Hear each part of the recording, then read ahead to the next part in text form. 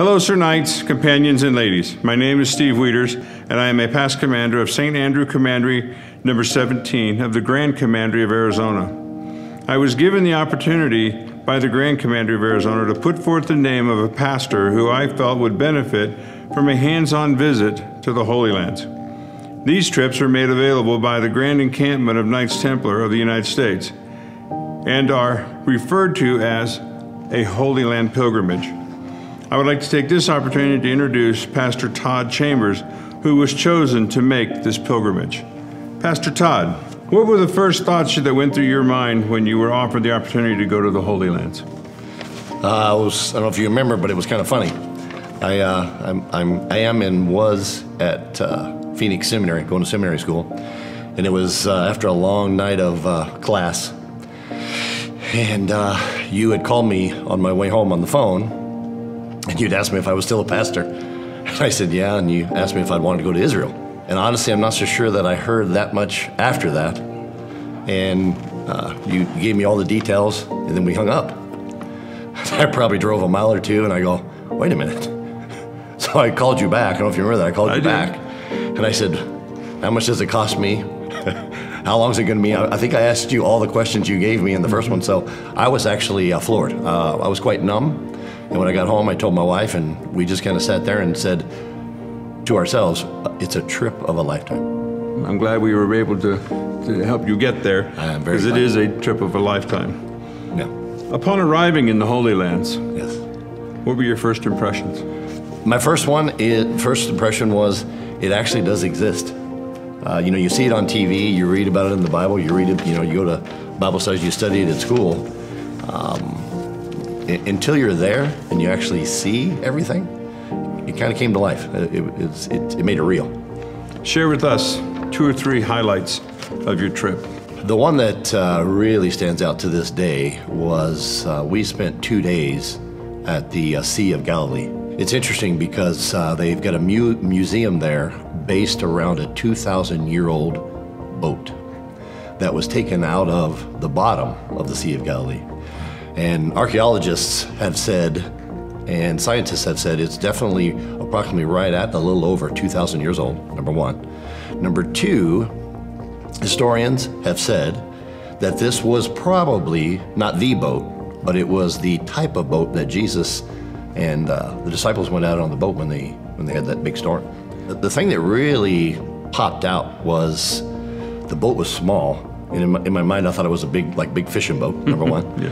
But number two, you know, here in the United States, when we talk history, for me, in my mind, it's 20 years, 50 years, you know, maybe back to World War II, 70 years. They're talking thousands. It hit me that boat was 2,000 years old. And I was standing on some pretty beginning of time type thing. So then we get out on the Sea of Galilee. Dwayne was our main guy from the Knights of Templar.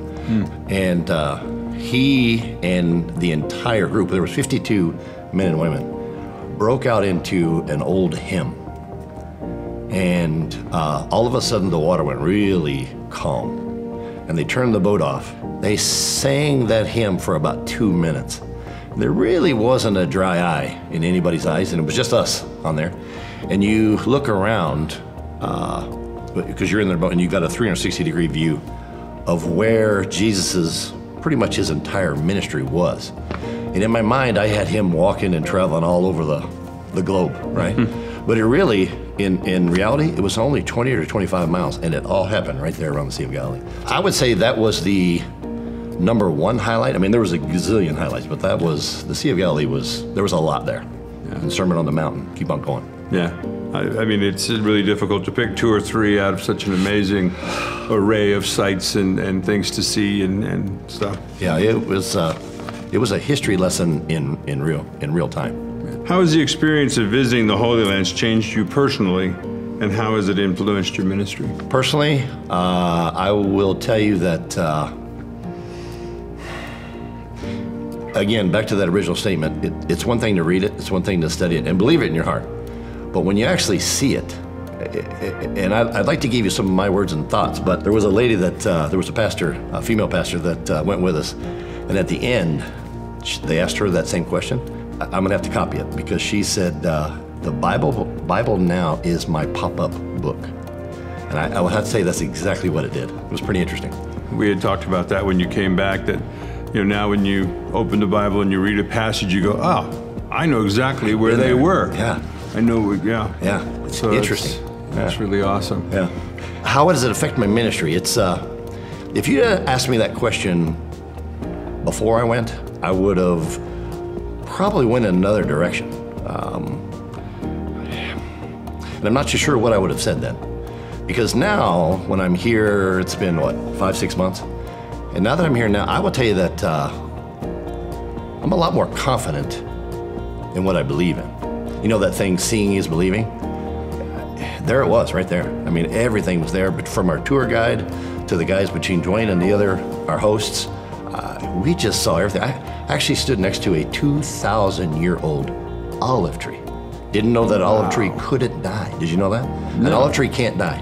Matter of fact, the host said, the only reason an olive tree can die is if man kills it by not watering it.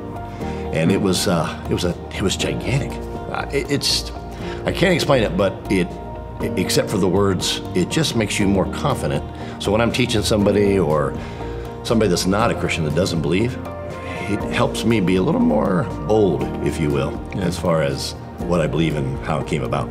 I would imagine it probably lends a lot of credibility when you start reading a passage and you go, I've seen that, I've been there, I stood there. Yeah. And so the confidence makes it, that much more for you. Yeah, exactly. Because now you're not just, reading a passage, you're actually, I can tell you what it is. Mm-hmm. So very much so, yeah. And then I, had a few pictures, so I can even use the pictures now. But the memories of that place and the people that I met and meeting the Israeli people and all of it, it's something that a human being cannot forget. It's just imprinted in your mind. Yeah, that's awesome. Yeah, it's very awesome. That's good. Well, that's all the questions I have. All right. You got something personal you want to throw in here? I do, and I apologize if it comes across a little controversial, because it changed it for me. As a matter of fact, you helped me before I went, and then the hosts helped me there too. There's always this myth that the Knights of Templar are not of faith, right? And you and I talked quite a bit about that before we left, and you helped me understand more. I had read a little bit, but when you're out and about, and some, can I use the word religious folks, will say, oh, Knights of Templar, they don't believe in God, they don't believe in this, right? Mm-hmm. And you convinced me that we do, and you gave me the history. And then when we got there, Dwayne did the same thing, all the hosts did the same thing. But it was interesting. Have you ever heard the phrase, your words don't tell me what you value, but your behaviors tell me what you value? Exactly. Our first night there, we had a meeting, and he introduced himself and talked about the little bit of the history of Knights of Templar, which you had given me. Mm-hmm. And then we stopped, and we sang another hymn, right? And we actually praised and worshiped God for, I don't know, let's say about 5 minutes. And then, if I could say this to you, that they being the host, led us to every location that was presented as far as the tour goes, and we did that exact same thing at a majority of those. So for those people that believe that the Knights of Templar do not believe in God and worship God and Jesus and all that, I could tell them that's completely false and give them what I saw, what I heard, and the history.